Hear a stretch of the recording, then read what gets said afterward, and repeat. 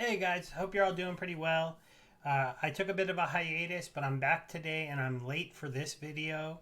I was late for a lot of stuff. I just had to work the whole week in the office this week, and so I didn't post a lot on anything, and it was kind of like a little vacation from crypto and stuff, but I missed making my videos and talking to you guys. I've grown up to 600 subscribers.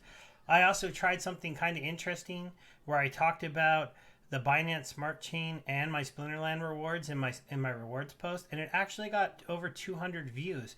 I don't know how many people stuck around and watched me get all those free rewards I get from my new crowd of subscribers. And I do have a mix now. I know I got a lot of new people that are following me for my Binance Smart Chain coverage and for my Mirandis coverage and then for my Splinterlands coverage. I think those are my main groups of people. Or I should say Gala Games, because I do Townstar and Mirandis. And so today I'm just going to be mostly talking about, I'm going to start branching out into doing some posts about Wax and some Wax games and some cool things that I see going on that chain.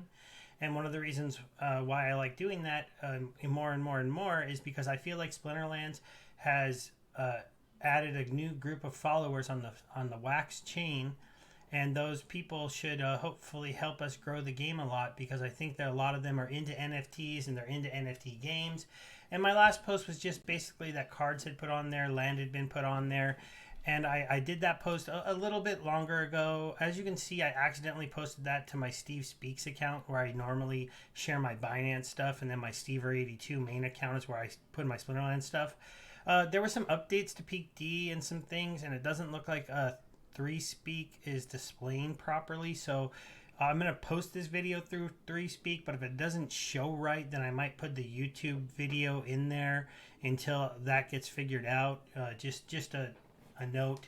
I don't know if this is affecting all the different front ends. I like to use Peak D because of the template tools and the search tools and a lot of the other tools that they've built into it, but if it doesn't show the 3Speak post, that's going to be a little disappointing. I don't know why all my videos became basically unsupported of these last few, but then the older ones are like that one shows. I don't know, it's kind of random.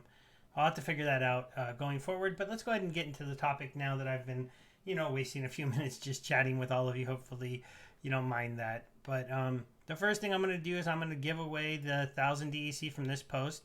I try to do it every week, but sometimes I fall a few days behind, so I'm sorry about that.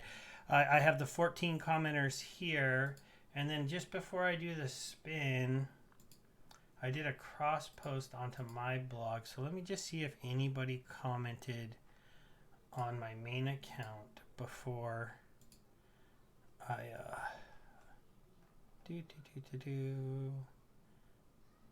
yeah, okay, good. No, there's no. Oh, yep, yeah, there's no other post there with any additional comments. I already got these 14. So I went ahead and I just included everyone in this. Please remember, I do like a little bit of feedback in your post. It can be silly. It could be like, hey, don't rant so much at the beginning. It can be like, hey, really cool, I like what you talked about this time.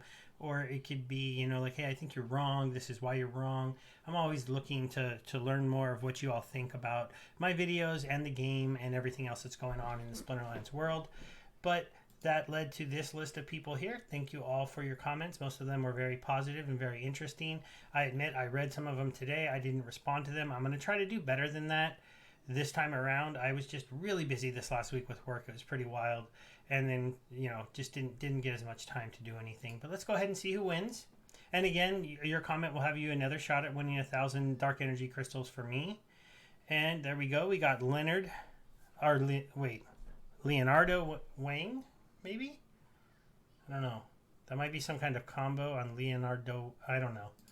But you can tell me how your name's pronounced in the comments. But let's go ahead and go into the game. I've actually had a pretty good week getting some dark energy crystals, so that's been kind of nice. I've gotten a couple big rewards. Player and 1,000 and transfer out. Just wait a quick moment. And come on. There we go. Congratulations on your win. Hopefully the dark energy crystals help you a little bit. We'll just go here to confirm. There you go. Got sent out. And then today, well, this leads me right into what I wanted to kind of talk about a little bit more, and that's land. And I've done posts about land before, but the reason why I figured I should talk about it today is because of this. They are doing their 20% off land sale on wax. This is a really cool thing to see, even though it hasn't maybe been as successful as some people might hope it to be. There is some very, very good signs here that I think is really cool for us. So the one that isn't so great, well, not that many people are buying single plots. Single plots are a little bit boring if you ask me. You're not going to be able to earn very much in the game with a single plot. But we sold 31 of the 40, and this is there's still some time left on this. Where does it say? Oh, right here. There's still 12 hours, so we still will have some more, almost 13 hours. You'll have more people coming in and maybe stagging these last 9. But they sold all of these tracks, which is really good for us. And they sold 2 regions so far, right? Yeah, 2 out of 4. So you had 2 people pick up regions for $12,000, which is a pretty good deal. And you had a lot of people for $1,300 pick up land claim tracks. I don't know if these would be Splinterlands players or if they're all new wax people, but I'm hoping there are a lot of new wax people, because the thing about wax is I think that what land is going to be for the game is something that a lot of people in wax will be into. So I'm going to kind of go over one more time what land is going to allow us to do according to what we know so far. Take this with just a slight grain of salt. There could be some changes to this from what I understand, but we should know that in general this is probably how it's going to work. And also talk about one thing quickly if you don't know. So if you get one land plot, you'll just get one plot of land on the map where you'll be able to produce one kind of resource. Mostly in that case you'd be looking to maybe trade that resource, because you wouldn't be able to do much crafting if you only owned one plot. If you own maybe like 10 or 12 different plots and you're making some different resources, then you could probably get some crafting done. But if you get a tract, you get 100 things, and in a tract you'd be guaranteed at least one building, because for every 100 squares on the map there is one type of building. Now, I believe it's a keep or a castle. If I'm wrong on that, I might be misremembering. I know 1 in 1,000 of the spots is a castle, so one set of 100 will get a castle. That would be really lucky, and the rest of the 100 land plots would get a keep. Now, you could grab one land plot and get super lucky and end up with the 1 in 1,000 chance in that area of 1,000 land plots to get the castle, and you would just be extremely lucky and be very happy. You're guaranteed a castle if you buy a land region. You're guaranteed at least a keep if you buy a tract. You're guaranteed nothing like that if you buy a 1 or 2 pieces of land. Also, they are going to try to let you if you buy singles, get your lands close to each other, but that's not guaranteed either. So now let's go ahead and go back to Splinterlands, and we'll talk about what they say here. They say gather resources and craft items and spells. So if you don't know much about the Splinterlands games, basically we play with a bunch of NFTs. So this is my collection of NFTs. I have a lot of different cards. I have a mixture of beta cards and alpha cards on my main account, and most of my stuff is not max level, but I do have some max level cards. I have a decent collection here of legendary cards, and I would say that I am above average in collection size and collection value, but I am probably I'm nowhere near the top. I do not have every card maxed out. As you can see, like cards like this, I still have at level 1. Him, I only have at level 2. I only have this one at level 2. I'm actually renting this card, so I don't even own it. I still only have him at level 2. So, I'm someone who can play with the big dog sometimes in certain rule sets if I have the right cards, like if I'm using this guy, this guy, this guy. But most of the time, I'm competing in the second tier of the larger accounts, which gets me into like the Champion 2 range every week, and so, or every season. So it's really fun to play the game. I do bot it, so I don't play it as much as I used to, but it's basically a strategy game. You do a battle, you make a team, your team fights the other team. So here's a recap of a battle where I got my butt kicked, but this was actually the bot. The bot makes some weird teams sometimes, makes great teams other times. You can see I ran into a player with pretty much fully maxed out team, and my little kind of mixture of non-maxed out cards and max cards just got their butts kicked. But I'm going to stop it here because this is where I want to talk about. This right here is about where you would be able to play, from what I understand, your spell and our item cards. So I could have this battle lineup. I could see what I was going against, and then I would maybe be able to play a spell or an item card depending on how much mana I saved when I made my lineup, or depending on how, what exactly rules, we don't know for sure, but I could have maybe changed this battle. So one of the things I was going to be a big problem for me here is that my team was going to be very slow. He played this guy who does a double slow. He played this guy that does a slow. So I'm going to be really slow. He also has a healer here and a healer here. He also has a sniper here and here and here. And he has a weaken here. He has another weaken here and another weaken here. So my guys are all going to have very low life and be very slow. Now, if I had the right spell or equipment cards, I could try to counter what he played. Of course, he would also be able to play spell and equipment cards to maybe counter my counter. But this would be the next step of the game that is coming to Splinterlands. It's going to make it a little bit more interactive, and that's a big update to the game, because right now it's more of a pick your summoner, pick your lineup, and then watch them fight. So I'll go really quick here. You'll see my team just get totally demolished, and you'll see that maybe a spell card could have changed this. He gets the snipers. He gets rid of my armor. He may waste my revive there, but he's got another sniper, and you're just going to see my team just get slowly destroyed. The big thing that his team did to me is he put all my guys at 1 life, which in the back row over there, which just did not set me up to be able to compete, even though I did weaken his mages and they weren't actually doing that much damage. In the end, I just did not have enough to be able to really compete in this fight. And I could have maybe been able to adjust. This is also going to be something more challenging for the bots to learn how to do and how to play those cards. Bottings is a part of Splinterlands to kind of make sure that there are matches for all players until we build up a bigger player base. But so now you know where land would be, what kind of things land is going to make. So you're going to gather resources on the different lands, and then you're going to be able to craft items or spells with those resources.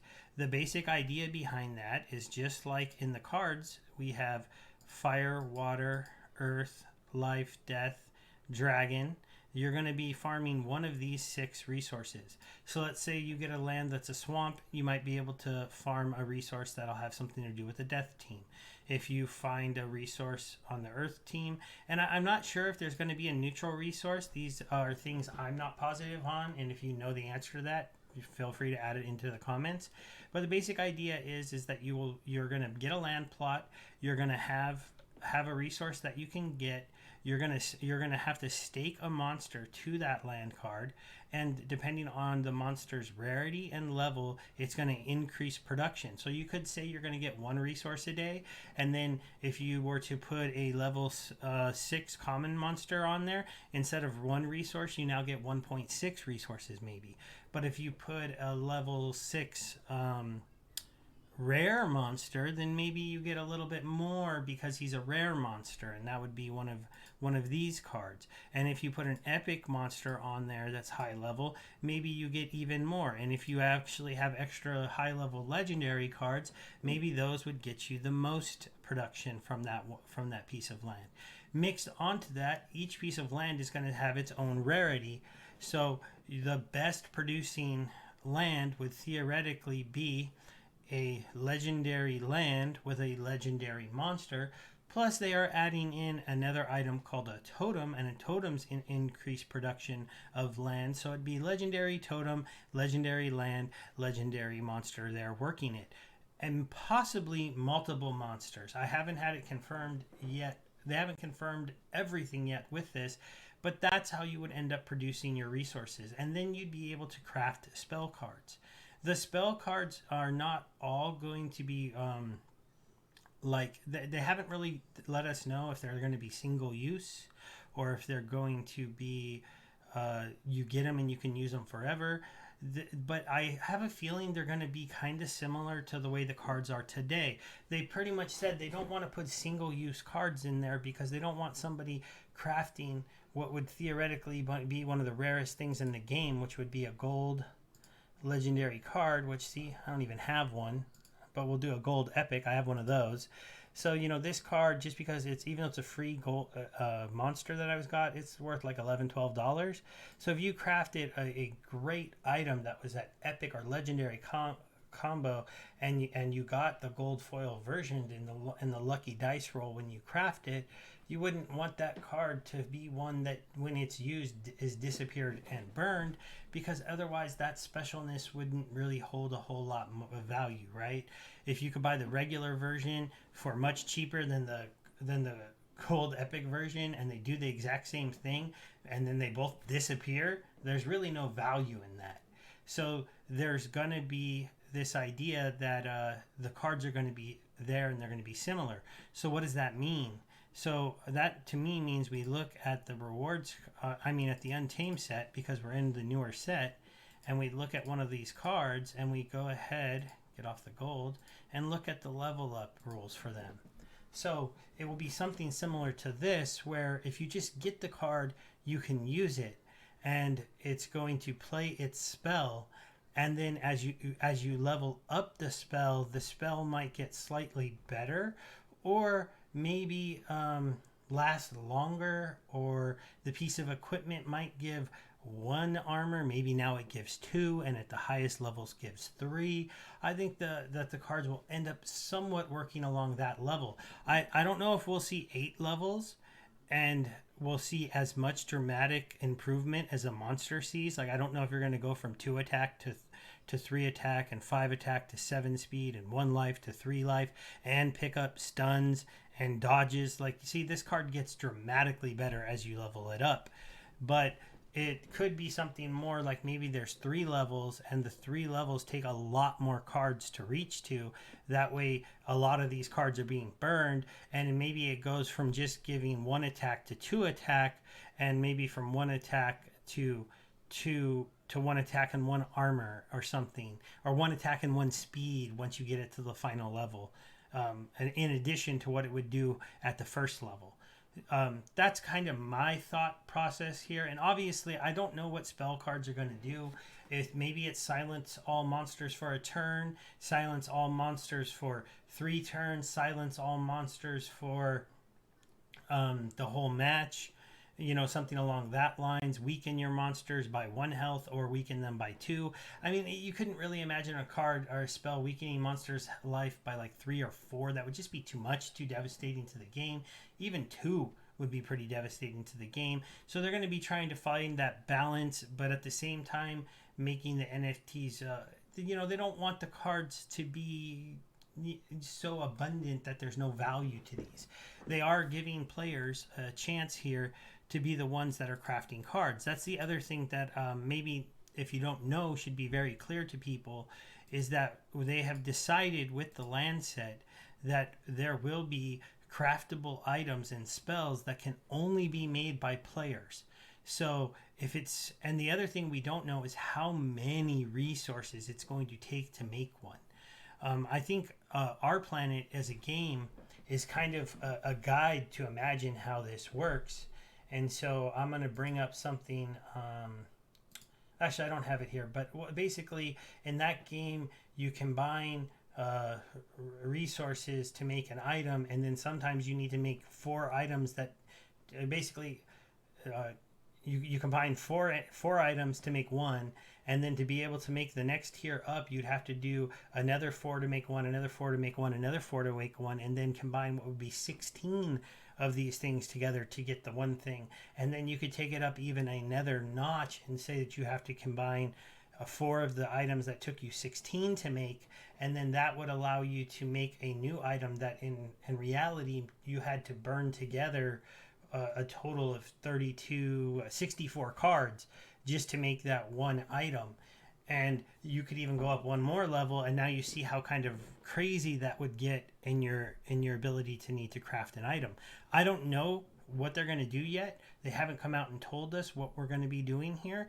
I do know that the gathering resources is going to have a base level, and that a totem can increase it, and that the monster you put on it can increase it. So there's going to be a way for you to make lots of resources in theory, or a lot more if you invest monsters and totems into your land. And so there is a good I'm kind of guessing they're going to have to make it so that you are able to, that you're using all those resources, right? Because if it's super easy to make an item and you have tons of extra resources just laying around in the game, there's going to be no scarcity to this stuff. And those are the things that they're going to be working on and balancing. And that's why it's kind of excited, though, because there's a new player that can now join Splinterlands once Land is live. And they should be investing in Land now if they're thinking about doing this. And that's going to be the player that doesn't actually play the game, but instead just crafts and sells items and plays the marketplace. So they're only going to buy land plots. They're not going to try to buy cards to make a team. They're going to go out and strategically invest in the cards that cost the right amount to stake onto their land to increase their production of their resources, but not care that they're fielding a team, right? They're not even going to look at summoners unless summoners get some kind of extra bonus for doing it. They're probably going to be grabbing up rewards cards and untamed cards, and when Chaos Region comes out, the Chaos Region Legion cards will probably be a little bit cheaper, and but then again, Alpha and Beta might get a bonus for reducing for farming and not be in the new set gameplay, so maybe their value will go up because people will be like, wow, I get a lot more resources if I'm staking these cards. There's a lot of exciting things coming to the game when it comes to land. A lot more use for our cards. Uses are great. There's a lot more things that we can do and just play. And I will go ahead and tell you about one thing. In the AMA this week, I talked to them about possibly looking into the Wax blockchain and look into some of the other games that are on there that might start the idea of kind of doing NFTs as collateral for earning DeFi yield rewards in certain games. And so the example I brought to them was Our Planet. And if anybody's out there, if you could reach out to the Our Planet team, if you could talk to them and be like, hey, we'd like to see Splinterlands cards added to your game, because it would get a lot of Splinterlands players possibly playing their game, because their game is new and they're only right now on their roadmap. Let's see if they show here. See, they're only here. So they're building a whole game to where there's going to be some land sales going on. There's going to be some construction events and building of cities and planets, and then there's going to be eventually a conquest game launched where it's going to be kind of fighting. And so at this point, they're just kind of here in their game. So it would be an interesting combination. I feel like both games would be nice. And the reason why I said you'd want to maybe see Splinterlands get involved is because what this game has done is they're allowing people to stake NFTs to get the in-game cryptocurrency that is also tradable on the Wax marketplaces. There's the Anchor kind of Wax exchange that trades around these tokens. And so you can claim these for staking tokens. So you can, as you can see, I've staked some of their NFTs that I've earned. Basically, if you create items, you earn these. Oh, and they actually have lowered the rewards for how much you're getting these. They're kind of always adjusting how much you're earning for these cards as the cards get older or rarer. I don't know the exact deals they've worked out with every game, but you can do tribal books cards, garbage pail cards, blockchain heroes, Krogs, alien worlds. I mean, see, there's quite a lot of stuff in here. I know I'm a fan of Ken. He's a fan of Splinterlands, and so I've staked a lot of his cards. Here's a kind of just a little look at how much ether his cards earn, and they do pretty well. I got my Street Fighter Kens here kicking butt and earning me a lot of this currency. And so this is what I was talking about here, is that you can go to the shop and you buy 4 of these, and then you go to the generator and then you put them into here and you combine them trying to make something. And these items that you're making are eventually going to be used in some form of other crafting. I'm still waiting for everything to come out about Our Planet. They're still building it and doing releases, and it's a little bit exciting. But I can't imagine they're going to be the only game on the Wax blockchain that's going to take this idea of working with other projects and letting those projects stake their cards to earn rewards inside that game. And it gets some publicity for both games, and it brings the player base from those other projects over here to look at our planet, right? Because even if you didn't know anything about this game, if you found out that you can stake your garbage pail kids collection here to make some money, or you can stake your cogs here to make some money, or you're a collector of uplift art and you're like, you know what, I'm going to go ahead and I'm going to stake those here so I get a little bit of return on it. Or if you're just a fan of people like Ken who will work out these combinations for himself, then you can buy his NFTs, support him, and then stake those NFTs here, and then you make some money back. So it's kind of a fun little thing to see going on. I hope to see this grow and happen on more chains. I know there's some stuff going on Binance chain where some people are going to be doing some staking and things like that. So this is the kind of stuff that I hope to see grow both on the Wax chain and maybe within the Splinterlands team. This is Rising Star. A little shout out to them. I still do play this. I just haven't made a video about it in a while, even though they've been doing a lot of new stuff. So if you want a new Rising Star video, let me know in the comments, and I'll go ahead and bust one out maybe. So we'll just go back here. I just want to kind of wrap things up by saying thank you to all my new YouTube subscribers. I hope you guys like it when I branch out and talk about these NFT games. Splinterlands has been really, really rewarding for me. I did a very small investment when I got into alpha. I've took part in a lot of their Kickstarters and things like that. I've been able to earn quite a bit of the cryptocurrency in the game. I've been able to complete in tournaments, and I've been able to create videos, because one of the first things that got me into doing this was that game and making the videos and doing the challenges that they do. And it really, made me get into this stuff. And now I'm branching out and I'm making videos about a lot of more things. I'm always interested in NFT games. So if there's any out there, I'm not into the Ethereum ones right now, because Ethereum fees kind of hurt it too much for me, because I like to be able to use my NFTs to move them around, to claim them and do things with them, and I don't want to pay dollars. I don't even want to pay dollars when I move them around. When I can do it on Wax for free, I can do it on Hive for free. I don't want to, even on Binance, paying 20 or 30 cents to do it seems like, I better be making a return. On ETH, paying even, in a great day, $7 or $8 to do something to upwards of $30 to $50, if it's a really complex smart contract with some fees built in there by the teams, it's just too much for me. But I'm going to go ahead and end it here. Thanks, guys. I hope you had a little fun watching this video.